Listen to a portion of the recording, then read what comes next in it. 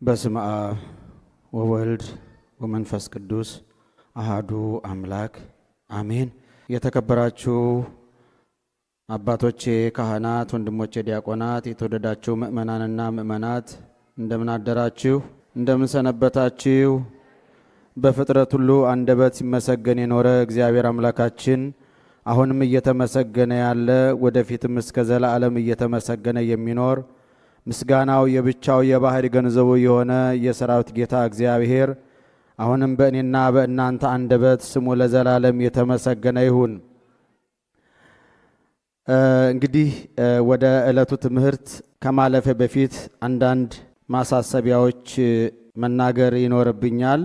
ባለፈው ስለ ሥርዓተ ቅዳሴ መግቢያውን ጀምረን ሳንጨርሰው በመሃል ልዩ ልዩ መርሃ ግብሮች እየገቡ የዕለቱን በዓል እያጓጓ አቆይተኑ ነበረ። ወደፊት እንግዲህ አንድ እንደዚሁ አጋጣሚ ስናገኝ የምንጨርሰው ይሆናል። ለምንድነው በየሰንበቱ የየራሱ የሆነ ሊታለፍ የማይገባ በዓመት አንድ ጊዜ የሚያገኝ ሚስጥር ስላለ ያን ሚስጥር ደግሞ ልታውቁ ስለሚገባችሁ ወደ በለጠው ወይም በዓመት አንድ ጊዜ ወደሚሰማ ወደሚደመጠው ኃይለ ቃል እየሄድን ነው። ሥርዓተ ቤተክርስቲያኑን ሥርዓተ ቅዳሴውን በማንኛውም ጊዜ ልናደርገው እንችላለን። ጎበዞችም ከሆናችሁ ጊዜ ከሰጣችሁ በተለያየ መንገድ የሚገኝ ነው እሱ። ዛሬ እንደምታውቁት የዲጂታል ዓለም ነው። ሰርች ብታደርጉ ሁሉንም ነገር ታገኛላችሁ። እስኪ እዛ አካባቢ ጸጥታ አንድ ጊዜ ጸጥ ትላላችሁ። ልጆቻችሁንም ያዟቸው እስኪ።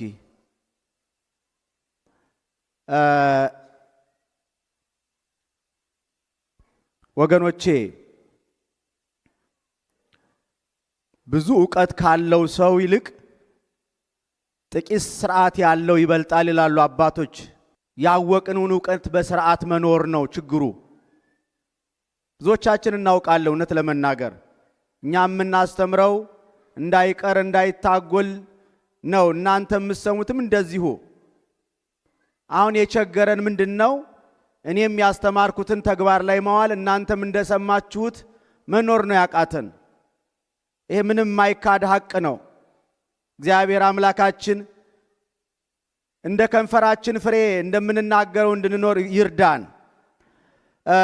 በዚህ በኩል አንድ ማሳሰቢያ፣ አንድ እህታችን በተለይ በዚህ በአቀማመጥ ጉዳይ ቤተክርስቲያናችን እባካችሁ ወደ ኋላ ተመልሰን ቅዱስ ጳውሎስ እንደተናገረው እንደገና ወተት ልግታችሁ ያስፈልገኛል እንዳለው ገና ጽኑ መብል መብላት አልቻላችሁም፣ በአይምሮ ሕፃናት ናችሁና የሕፃናትን ትምህርት ሊያስተምሯችሁ ያስፈልጋል ብሏል።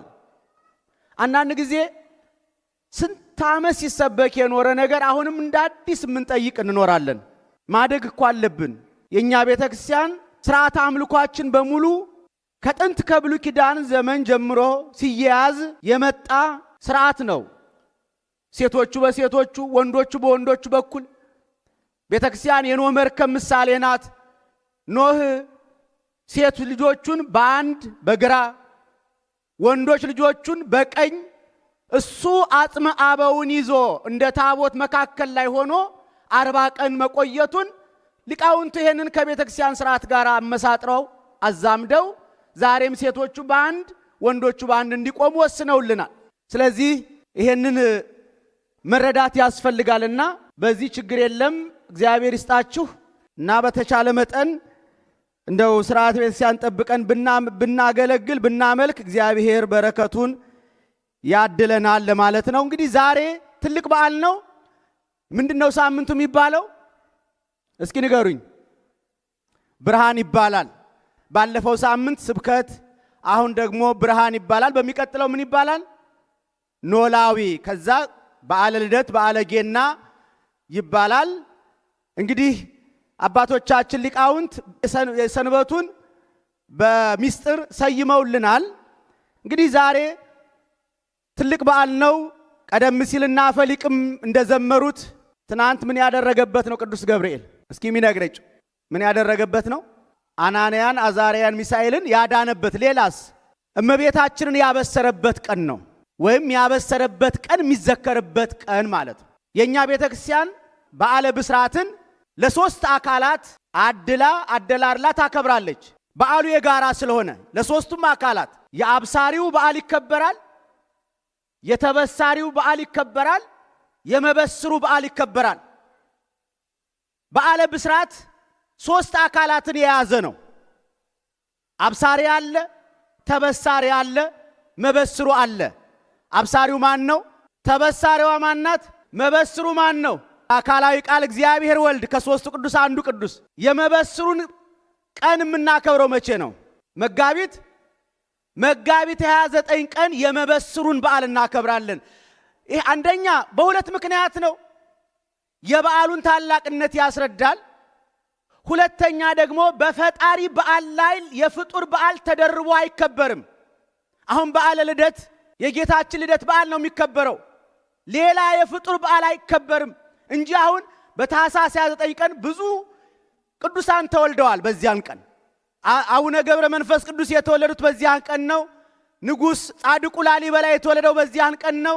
ለነሱ ልደታቸው ክብራቸው የሱ ልደት ስለሆነ ስለዚህ በጌታ በዓል ላይ ፍጡር ሊደረብበት ስለማይገባ የፍጡር ክብር ሊዘከርበት ስለማይገባ አባቶቻችን ሊቃውንት የፈጣሪን በዓል በብቻው በራሱ እንዲከበር ወስነዋል። ስለዚህ የመበስሩ በዓል መቼ እንዲከበር ተወሰነ? መጋቢት 29 ቀን በዓለ ትስብእት ብለን ከዘጠኙ አበይት በዓላት አንዱ የሆነው ማለት ነው። የተበሳሪዋ በዓል መቼ ነው የሚከበረው? የእመቤታችን ተበሳሪዋ እሷ ናት አይደል? ታኅሳስ 22 ማክሰኞ አሁን የምናከብረው የሷ በዓል በዚያ ቀን ነው። እንግዲህ የተበሳሪዋ እሷም የራሷ ክብር ስላላት እንደገና የአብሳሪው በዓል ደግሞ መከበር አለበት። አብይ ውእቱ ክብር ዘተውህበ ይላል። ለአንተ የተሰጠህ ክብር ልዩ ነው እንዳለው ቅዱስ ኤፍሬም ለቅዱስ ገብርኤል ሲመሰክር፣ ቅዱስ ገብርኤልም መዳናችንን ስላበሰረልን ለዚህ ልዩ አምላካዊ እቅድ ዜና ብስራቱን እንዲያውጅ ለዓለም ለድንግል ማርያም ዓለምን ሁሉ ወክላ ለተገኘችው ለድንግል ማርያም እንዲነግር ስለተመረጠ የሱም ክብር ስለሚገባ የሱን ታኅሳስ 19 የተበሳሪዋን የእመቤታችን ታኅሳስ 22 የመበስሩን መጋቢት 29 ቀን እናከብራለን ማለት ነው። ግልጽ ነው አይደለ? አዎ። ስለዚህ ለዚህ ነው ቅድም አፈሊቅ በጣፈጠ አንደበታቸው ወንዘ ትፈትል ወርቅ ወሜላት አስተርአያ ገብርኤል ግብተ ሐርና ወርቅ እያስማማች ስትፈትል ገብርኤል ታያት ተገለጠላት ነው የሚለው። ሐርና ወርቅ እያስማማች ስትፈትል ሐሩን ከወርቅ ወርቁን ከሐር እያስማማች ስትፈትል ገብርኤል ሐሩንና ወርቁን እንደዚህ እንዳዋሃድሽ ሁሉ በማህፀንሽም መለኮት ከትስብእት ትስብእት ከመለኮት ጋር ይዋሃድ ዘንድ ቅዳለውና በሐር የተመሰለው መለኮት በፈትል ከተመሰለው ትስብእት ጋር ይዋሃድ ዘንድ ሐርና ወርቅ እያስማማሽ ከምትፈቲው ከአንቺ ይወለድ ዘንድ አለውና ይሄን ልነግርሽ ወደ አንቺ መጣሁ፣ ደስ ይበልሽ ደስተኛይቱ እያለ በምስጋና እንዳበሰራት መጽሐፍ ቅዱስ ይነግረናል። እንግዲህ ባጭሩ አንድ ኃይለ ቃል ይዘን ስለ ብርሃን ትንሽ እንነጋገራለን። ወአንሶስው በብርሃኑ እንዘብክሙ ብርሃን፣ ብርሃን ሳለላችሁ በብርሃኑ ተመላለሱ። የዮሐንስ ወንጌል ምዕራፍ 12 ቁጥር 35 ላይ እስኪ ድምፃችሁን ከፍ አድርጋችሁ ይሄንን ቃል አብረን እንላለን። ብርሃን ሳለላችሁ በብርሃኑ ተመላለሱ። ድገሙት። በብርሃኑ ተመላለሱ። እግዚአብሔር ይስጣችሁ። እግዚአብሔር ሁላችን በብርሃኑ እንድንመላለስ ኃይሉን ብርታቱን ጽናቱን ያድለን። እንግዲህ በእውነት ከማይጠገቡ ከእግዚአብሔር ስጦታዎች አንዱ ብርሃን ነው። በተቃራኒው ደግሞ ከማይለመዱ ደግሞ ፍጥረታት አንዱ ጨለማ ነው። ጨለማ መቼም ሊለመድ አይችልም። ብርሃንም መቼም ሊጠገብ አይችልም፣ ሊሰለች አይችልም። መጽሐፍ ቅዱስ በብርሃን ጀምሮ በብርሃን ነው የሚዘጋው። መጽሐፍ ስትገልጡ በምዕራፍ 1 ላይ ብርሃን ይሁን አለ ብሎ ይጀምርላችኋል። መጨረሻው ላይ ራእየ ዮሐንስ ምዕራፍ 22 መጨረሻ ላይ ደግሞ በዚያን ጊዜ ለከተማይቱ ፀሐይም ጨረቃም አያበሩላትም፣ ለከተማይቱ የማያቋርጥ ብርሃን የበጉ ብርሃን ይሆናል ይላል። እይታጸው አናቅጽኪ ወይጸልም ወርህኪ ለሊሁ እግዚአብሔር ውእቱ ብርሃንኪ፣ ብርሃንሽ አይጠልቅም ፀሐይሽም አይጠልቅም እግዚአብሔር ብርሃንሽ ነውና ይላል። ስለዚህ በብርሃን ጀምሮ በብርሃን ይዘጋል። መጽሐፍ ቅዱስ የብርሃን አምላክ የእግዚአብሔር ቀመር መሆኑን ሲያስረዳን ነው። እንግዲህ ብርሃን ሳለላችሁ በብርሃኑ ተመላለሱ ይላል። በቤተክርስቲያናችን 5 የብርሃን አይነቶች አሉ። የመጀመሪያው የእግዚአብሔር ብርሃንነት ነው። ሁለተኛው የቅዱሳን ብርሃን ነው። ሶስተኛው የፀሐይ ብርሃን ነው። አራተኛው የአይን ብርሃን ነው። አምስተኛው ሰው ሰራሽ ብርሃን፣ ኤሌክትሪኩ፣ ሻማው፣ ጧፉ፣ ይሄ ሁሉ ሰው ሰራሽ ብርሃን በ5 ይከፈላል። ከመጀመሪያው ብንመለከት የእግዚአብሔር ብርሃንነት ከነዚህ ከአራቱ የተለየ ነው። አራቱ ፍጡራን ናቸው። እነዚህን ያስገኘ የእግዚአብሔር ብርሃን ነው። ለፀሐይ የሰናፊ ቅንጣት የምታህል ብርሃን ፈንጥቆ የሰጣት እግዚአብሔር ነው። ከብርሃኑ ከፍሎ የሰጣት በአጠቃላይ ብርሃን ለሆኑ ፍጥረታት በሙሉ ምንጫቸው እግዚአብሔር ነው። ለዚህ ነው ወአልቦ ጽልመት ውስተ መክፈልታተ ህላዌሁ እያርብ ወይትጋባ እስመ ሙሴታ ይበር ጸዳለ ብርሃን እስመ ጽልመትን ይጸልም በሃቤካል። በሱ ዘንድ ጨለማ የለም፣ ጨለማም አያሸንፈውም። እሱ በሚያበራበት ጊዜ መዓልትና ሌሊት አይፈራረቁትም። እስመ ጽልመትን ይጸልም በሃቤከ፣ በአንተ ዘንድ አይጨልምም ብሏል። እግዚአብሔር ብርሃን ነው። ብርሃንነቱ የባህሪ ገንዘቡ ነው። የብርሃናት መዛግብት ነው። የብርሃናት ካዝናቸው እሱ ነው። ምንጫቸው ፍንጫቸው እሱ ነው። ብርሃንነቱ የማያልቅ የማይጠልቅ ነው። ብርሃን ዘበአማን ዘያበር ውስተ ኩሉ ዓለም፣ በዚህ ዓለም ለሚኖሩ ሰዎች ደገኛው ብርሃን ወጣላቸው። የብርሃን ክፉ ደግ አለው እንዴ? ለምን ደገኛው ብርሃን ተባለ? ከፍጡራን ብርሃን ሲለየው ነው። ዘበአማን ብርሃን ይለዋል። እውነተኛ ብርሃን፣ ጨለማ የማይፈራረቀው፣ ህልፈቱን ላጤ የማይስማማው፣ ጉም ደመና የማይጋርደው እውነተኛ ብርሃን፣ ደገኛ ብርሃን በዚህ ዓለም ለሚኖሩ ሰዎች ወጣላቸው ይላል። አስቀድሞ ነቢዩ ኢሳይያስ እንደተናገረው ትንቢተ ኢሳይያስ ምዕራፍ 9 ቁጥር 2 ላይ በጨለማ የሄደ ሕዝብ ብርሃን አየ፣ በሞት ጥላ ሀገርም ለኖሩ ብርሃን ወጣላቸው አለ። በጨለማ የሄደ ሕዝብ ብርሃን አየ ማለት በቁሙ የሚተረጎም አይደለም። በጨለማ ድንቁርና የነበሩ ዕውቀት ክርስቶስ ተወለደላቸው።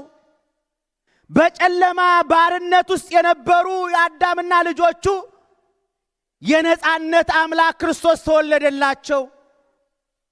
በጨለማ ሞት ውስጥ ለነበሩ ሕይወት ክርስቶስ ተወለደላቸው። በጨለማ ኃጢአት ውስጥ ለነበሩ የጽድቅ ብርሃን ኢየሱስ ክርስቶስ ተወለደላቸው። ነቢዩ ሚልኪያስም የጽድቅ ፀሐይ ትወጣላችኋለች፣ ያን ጊዜ እንደ እምቦሳ ደስ እያላችሁ ትዘላላችሁ አለ። የጽድቅ ብርሃን፣ የእውነት ብርሃን ትወጣላችኋለች ይላል። ያ የጽድቅ ብርሃን ኢየሱስ ክርስቶስ ነው። 5500 ዘመን ሙሉ በጨለማ ውስጥ ተዘፍቀን እንኖር ነበረ። ከዚህ ከጨለማ ሕይወት የሚያድነን የሚታደገን አልነበረም። ነቢዩ ካህኑ መስዋዕት ቢሰዋ፣ ዕጣን ቢያጠን፣ ቁርባን ቢያቀርብ እንኳን ሌላውን ራሱን እንኳን ከጨለማ ጉሮኖ ውስጥ ማውጣት አልቻለም። ስለዚህ ነው አንድ ሆነው በህብረት ቀደም ሲል በጸሎተ ወንጌሉ እንደሰማችሁት ፈኑ ብርሃነከ ወጽድቀከ አቤቱ፣ እኛ በሰዋኑ መስዋዕት፣ በጸለይኑ ጸሎት፣ ባጠኑ ዕጣን፣ ባቀረብኑ ቁርባን ከጨለማ ወደ ብርሃን መውጣት አልቻልንም። ጌታ ሆይ እባክህን ብርሃንህን ላክልን፣ እውነትህን ላክልን። ማንቱ ብርሃን ወይ ሰዳን ደብረ መቅደስከ፣ ብርሃንህና እውነትህ ወደ መቅደስ ይምሩኝ አለ። መቅደስ የተባለችው መንግሥተ ሰማያት ናት። ወደ መንግሥተ ሰማያት ይምራን እውነተኛው ብርሃን ልጅ ኢየሱስ ክርስቶስ። ስለዚህ የእሱ ብርሃን ጨለማም የማይደርስበት በመሆኑ ጨለማን ድል የሚነሳ ብርሃን በመሆኑ ሁላችንንም ከጨለማ ያወጣ እሱ ስለሆነ የእሱ ብርሃንነት የባህሪ ገንዘቡ ነው። ሌላው የቅዱሳን ብርሃን ነው። የቅዱሳን ብርሃን ከእግዚአብሔር ያገኙት ነው። አሚሃ ይበርሁ ጻድቃን ምስብኢተ እደም ብርሃነ ፀሐይ በመንግሥተ አቡሆሙ ዘበሰማያት ይላል ጌታችን በወንጌሉ የማቴዎስ ወንጌል ምዕራፍ 13 ቁጥር 43 ላይ። ያን ጊዜ ጻድቃን ከፀሐይ 7 እጅ እንደ ፀሐይ አብርተው በሰማያዊ አባታቸው በመንግሥተ ሰማያት ይበራሉ ይላል።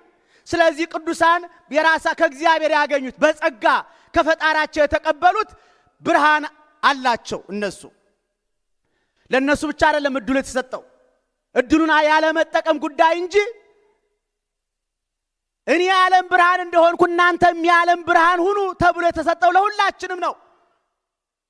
ግን እንደ ብርሃን ልጆች መሆን ስላልቻልን ግን ይሄንን ጸጋ ይሄንን ክብር ማግኘት ግን አልቻልንም። ለምን?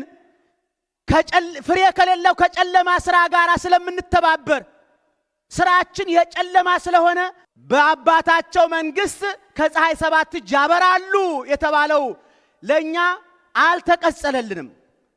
በእውነት እንዲቀጸልልን ግን እንደ ቅዱሳን እሱን መስለን እሱን አህለን እንገኝ። ቅዱስ ጳውሎስ እንደተናገረው እኔ ክርስቶስ እንደምመስል እናንተም እኔን ምሰሉ ብሏል። አባቶቻችን ሐዋርያት የዓለም ብርሃን የተባሉት እኮ እሱ በሄደበት ሄደው ነው፣ እሱን መስለው ነው፣ በእግር ተከትለው በግብር መስለውት ነው። እንዲሁ በጉራ አይደለም፣ ወይ እንደኔ ካባ ደርበው ቃላት በማሳመር አይደለም ብርሃንነቱን ያገኙት። እንደ ጧፍ ነደው፣ እንደ ሻማ ቀልጠው፣ እንደ ጭራሮ ተቀጣጥለው በተገኙበት እንደ ብዱሻ እየተደበደቡ በዓለም እንደ ጥራጊ ቆሻሻ ተጥለው እየወደቁ መከራ ተቀብለው ነው። ስለዚህ እነዚህ የዓለም ብርሃን ተብለዋል። እኛም በዚሁ መንገድ ከሄድን የዓለም ብርሃን እንባላለን። ወገኖቼ እግዚአብሔር የዓለም ብርሃን እንድንሆን ኃይሉን፣ ብርታቱን፣ ጽናቱን ያድለን። መፍቀሬ ጥበብ ሰሎሞንም ተናግሯል። የጻድቃን ብርሃን ለዘወትር ነው ይላል። የጻድቃን ብርሃን ለዘወትር ያበራል። ጻድቃን በስራቸው ያበራሉ፣ በቃል ኪዳናቸው ያበራሉ። አቡነ ተክለ ሃይማኖት ዛሬ የሉም በሕይወተ ሥጋ፣ ስራቸው ግን እያበራልን ነው። እውራንን እያበራ ነው።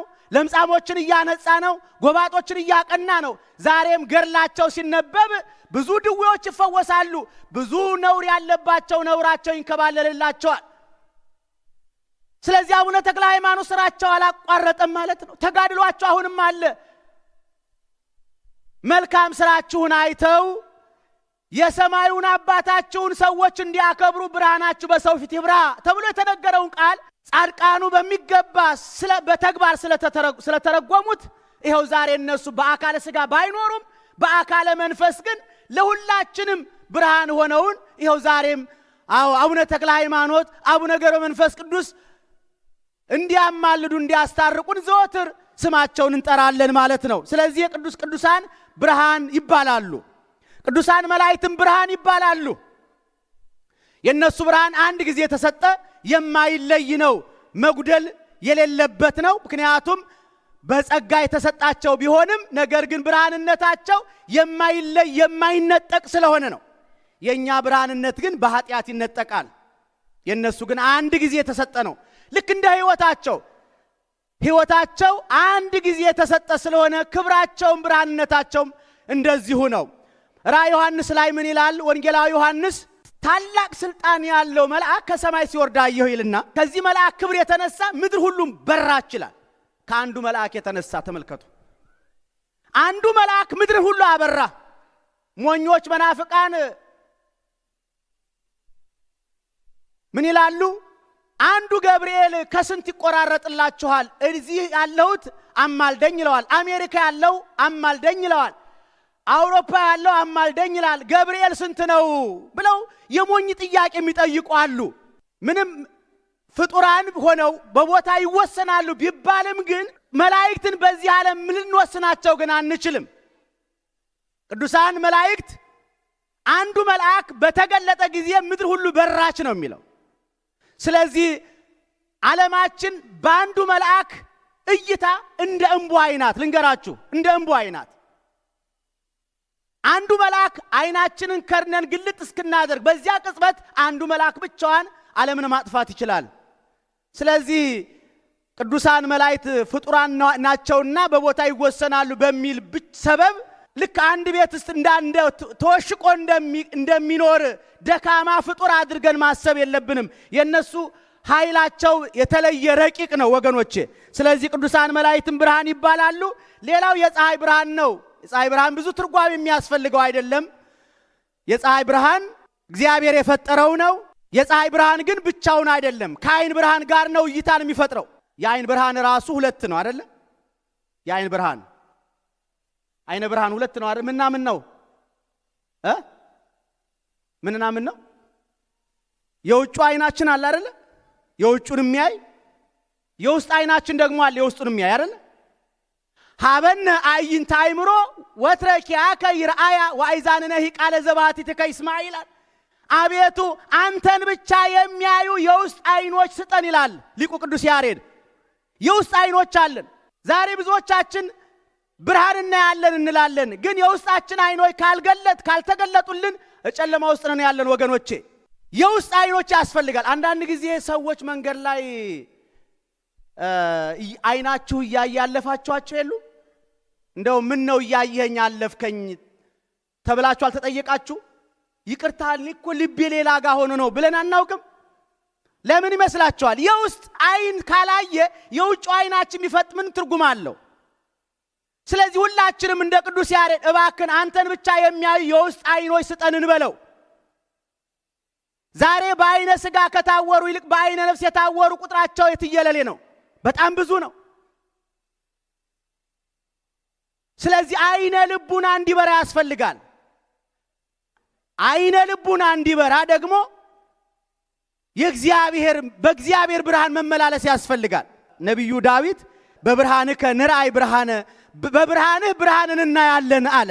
ሊቃውንቱ ይህንን በደንብ ያመሰጥሩታል። በእውነት በብርሃንህ ብርሃን እናያለን ማለት ይላሉ በፈጠርክልን የአይናችን ብርሃን የፈጠርክልን ፀሐይን እናያለን ነው።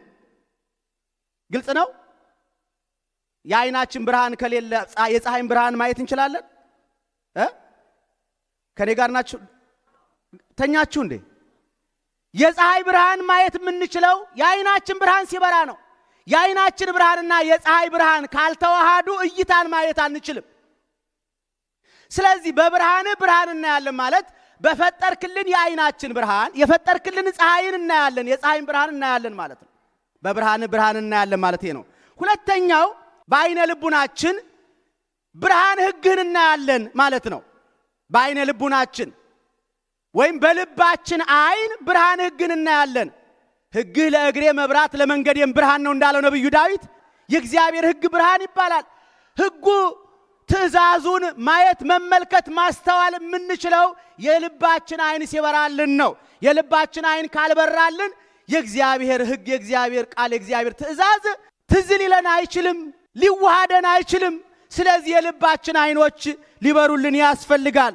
ሶስተኛው በፈጠርክልን በብርሃንም በቤታችን ብርሃን ወልድን እናያለን ማለት ነው። ወልድ ማን ነው? ወልድ ማን ነው? ጌታችን ኢየሱስ ክርስቶስ። ጌታችን ኢየሱስ ክርስቶስ ያየኑ በማን ነው? በእመቤታችን። እመቤታችን ብርሃን ትባላለች።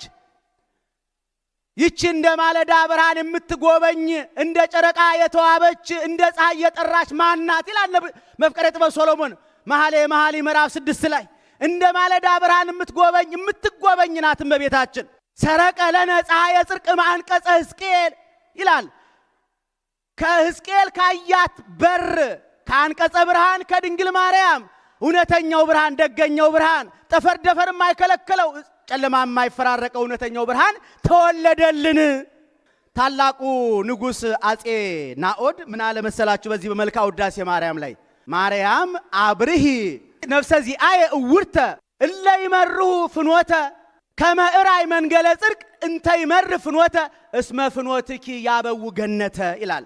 እስኪ ይሄንን ቃል አብረን እንለዋለን። ማርያም ሆይ በሉኝ ወደ መንግሥተ ሰማያት የሚወስደውን መንገድ እመለከት ዘንድ የታወረች ነፍሴን አብሪልኝ።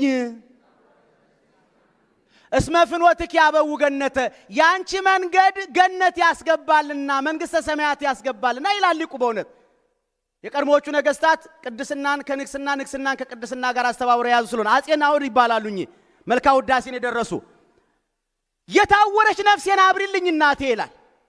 ያንቺ መንገድ ማለት ያንቺ ቃል ኪዳን ማለቱ ነው። ያንቺ ቃል ኪዳን ገነት ያስገባልና ስለዚህ የታወረች ነፍሴን አብሪልኝ ይላታል። ስለዚህ እመቤታችን ብርሃን ናት። በብርሃን በድንግል ማርያም ብርሃን ወልድን እናያለን ማለት ነው። ሁለተኛው በብርሃን እናያለን ማለት አራተኛው መጨረሻው በብርሃን በወልድ ራሱ ብርሃን አብን እናያለን ማለት ነው። ተመልከቱ በደንብ ስሙኝ። በብርሃን በወልድ ብርሃን አብን እናያለን። አብን ያየው የለም። ቀደም ሲል በጸሎተ ወንጌል የተነበበላችሁ ነው። ለእግዚአብሔር አልቦ ዘርእዮ ግሙራ ወልድ ዋሂድ ዘሃሎ ውስተ ጽንዐ አቡሁ ውእቱ ነገረነ ይላል። እግዚአብሔርን ያየው አንድም እንኳን የለም ሊያየውም አይችልም አለና በአባቱ እቅፍ ያለ አንድ ልጅ እሱ ተረከው ነገረን ማለት ነው። እኔና አብ አንድ ነን፣ እኔን ያየ አብን አየ ብሎ ነገረን። ስለዚህ እግዚአብሔርን አብን ያየው የለም። እግዚአብሔርን የአብን ያየነው በወልድ ነው፣ በእግዚአብሔር ወልድ ነው። ፊልጶስ አብን አሳየንና ይብቃን ባለው ጊዜ እንዴት አብን እስከዛሬ አላየውም? እኔን ያየ አብን አየ ብሎ ነገረው። ስለዚህ በብርሃን በወልድ ብርሃን አብን እናያለን ማለት ነው።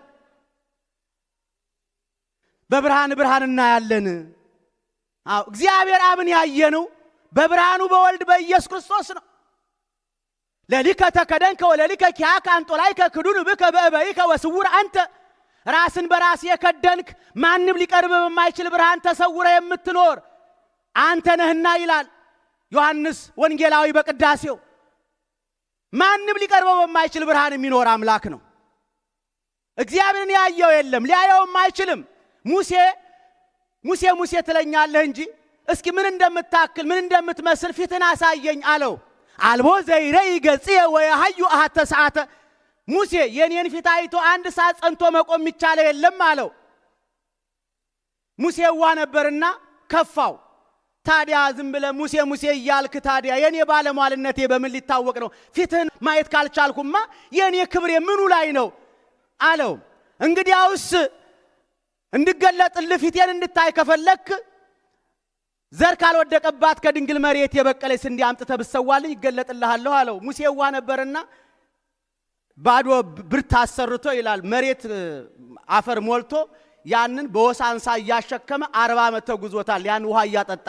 እግዚአብሔር ግን በሚስጥር ነበር የነገረው። ከድንግል መሬት ማለት ከድንግል ማርያም ተወልጄ በጠባብ ደረት ባጭር ቁመት ተወስኜ በዚህ ምድር በመገለጥበት ጊዜ እገለጥልሃለሁ ሲለው ነበር። እሱ ግን አልተረዳም፣ በቁሙ ነው የተረጎመው። ስለዚህ አሁን እኛ በደጃችን የብረት መደብ አሰርተን እዛ አፈር ሞልተን አበባ እንደምንንከባከብ እሱ ባዶ መሬት ሲያጠጣ ኖረ። ያውም እያሸከመ ከቦታ ቦታ እያዘዋወረ ካሁን አሁን ሊበቅልልኝ እያለ ጠዋት ይመለከት ነበር ይላል። የዋህ ነበረ። እግዚአብሔር ግን በሚስጥር ነው። ድንግል መሬት የተባለችው እመቤታችን ናት። ከድንግል ተወልጄ እገለጥልሃለሁ ሲለው ነበር። ይኸውም አላስቀረበትም ምኞቱን። ከዘመናት በኋላ ከመቃብር ቀስቅሶ በደብረ ታቦር ላይ ክብሩን እንዲያይ አድርጎታል። ፊቱን አሳይቶታል። ከዚያ ውጭ እግዚአብሔርን ማየት አይቻልም ነው። እግዚአብሔር ማይታይ ረቂቅ ነው። ልዑል ውእቱ ዘይትረከብ እሳት ውእቱ ዘይትገሰስ ይላል አባ ሕርያቆስ በቅዳሴው። የማይዳሰስ እሳት ነው፣ ማንም የማይደርስበት ልዑል ነው፣ የማይታይ ረቂቅ ነው ብሏል። እግዚአብሔር ረቂቅ ነው፣ ማንም ሊያየው አይችልም። ስለዚህ ግን ይሄ ረቂቁን አምላክ እሳተ መለኮቱን አምላካችን እግዚአብሔር ወልድ ከድንግል ማርያም ተወልዶ በጠባብ ደረት ባጭር ቁመት ተወስኖ እግዚአብሔር አብን ነገረን፣ ተረጎመልን ማለት ነው። እንግዲህ ሐሳቡን ጠቅለል እያደረኩ ሰዓት ስለሄደብኝ ብርሃን ሳለላችሁ በብርሃን ተመላለሱ ማለት ባጭሩ አንደኛ በብርሃን ሳለላችሁ ማለት ብርሃን ወልድ እያለላችሁ በብርሃኑ ተመላለሱ ማለቱ ነው። ክርስቶስ ብርሃን ወልድ እያለላችሁ ማለት እሱ የሌለበት ጊዜ የለም፣ የማይኖርበትን ጊዜ አልነበረም። ታዲያ ምን ማለት ነው? ብርሃን ወልድ የባህሪ አምላክ ነው ብላችሁ በባህሪ አምላክነቱ አምናችሁ ተመላለሱ፣ በሱ ጌትነት አምናችሁ ተመላለሱ ሲላቸው እሱን የባህሪ አምላክ ሳይሉ መዳን የለም። ለዚህ ነው እኔ መንገድም ነኝ እውነትም ነኝ የበጎች በር ነኝ ያለውም ለዛ ነው። መግቢያው በር እሱ ስለሆነ ነው። መናፍቃኑ ይሄን ለአማላጅነት ይጠቅሱታል። አማላጅ ለማለት ግን አይደለም። በር መግቢያ ነው፣ ለሁሉም ነገር መግቢያ ነው። እዚህ ቤተ መቅደስ ውስጥ ያለውን የውስጡን ዕቃ ምን እንዳለ ለማወቅ መጀመሪያ በሩን ከፍታችሁ መግባት አለባችሁ። ሰማያዊ ምስጢር እንዲገለጥልን መጀመሪያ በምስጢር ከፋቹ በክርስቶስ ማመን ያስፈልጋል። በክርስቶስ ሳያምኑ አብን ማመን፣ በክርስቶስ ሳያምኑ መንፈስ ቅዱስን ማመን አይቻልም። የአብም የወልድም የአብም የመንፈስ ቅዱስም የማመን መግቢያው በሩ እግዚአብሔር ወልድ መሆኑን ሲነግረን ነው። ብርሃን ሳለላችሁ በብርሃን ተመላለሱ አለ። ሁለተኛው ብርሃን ሳለላችሁ በብርሃን ተመላለሱ ማለት በብርሃን ሃይማኖት ተመላለሱ ማለት ነው። ሃይማኖት ብርሃን ይባላል ወገኖቼ። በሃይማኖት ተመላለሱ። ያለ ሃይማኖት እግዚአብሔርን ደስ ማሰኘት አይቻልም። ነቢየ እግዚአብሔር ዳዊት በሕያዋን ብርሃን ደስ አሰኘው ዘንድ ነፍሴን ከሞት እግሮቼንም ከመውደቅ አዳነኝ ይላል። በሕያዋን ብርሃን የተባለው ሕያዋን የተባሉት ቅዱሳን ናቸው። በቅዱሳን ብርሃን ደስ አሰኘው ዘንድ ማለት ለቅዱሳን በተሰጠች ሃይማኖት ጸንቼ ደስ አሰኘው ዘንድ ነፍሴን ከሞት እግሮቼን ከመውደቅ አዳነኝ ይላል። አዎ፣ ስለዚህ ለቅዱሳን በተሰጠች ሃይማኖት በጸናች በቀናች በኦርቶዶክስ ሃይማኖት ጸንቶ እግዚአብሔርን ደስ ማሰኘት ያስፈልጋል። ስለዚህ በሃይማኖት ተመላለሱ ነው። በእምነት መመላለስ ያስፈልጋል። በእምነት ወደ ጸጋው ዙፋን እንቅረብ ይላል ቅዱስ ጳውሎስ። በእምነት ነው መምጣት፣ እንዲሁ ዝም ብለን አይደለም። ያለ እምነት እግዚአብሔርን ደስ ማሰኘት አይቻልም። የሁሉም መሰረቱ ሃይማኖት ነው፣ እምነት ነው። ብንመጸውት ብንጸልይ ማንኛውንም ትሩፋት ብናደርግ ሃይማኖት ከሌለ ከንቱ ነው። ሁለተኛው ብርሃን ሳለላችሁ በብርሃን ተመላለሱ ማለት በብርሃን ጽድቅ ተመላለሱ፣ በጎ ስራ ነው። በጎ ስራ ነው። ቅዱስ ጳውሎስ ለሮሜ ምዕመናን ምዕራፍ 13 ላይ ሲናገር ምን አለ? ንግድፍ እምላእሌነ ምግባረ ኩሉ ጽልመት ወንልበስ ወልታ ጽድቅ ይላል።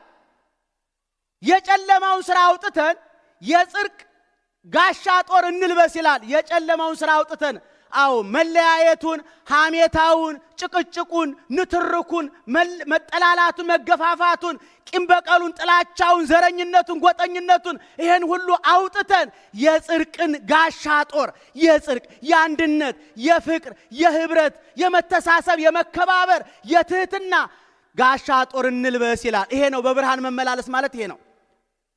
ብርሃን ሳለላችሁ በብርሃን ተመላለሱ። ብርሃን የተባለው ፍቅር ነው። ፍቅር በብርሃን ይመሰላል። በብርሃን አለሁ የሚል አለ ወንድሙን የሚጠላ እሱ በጨለማ ይኖራል።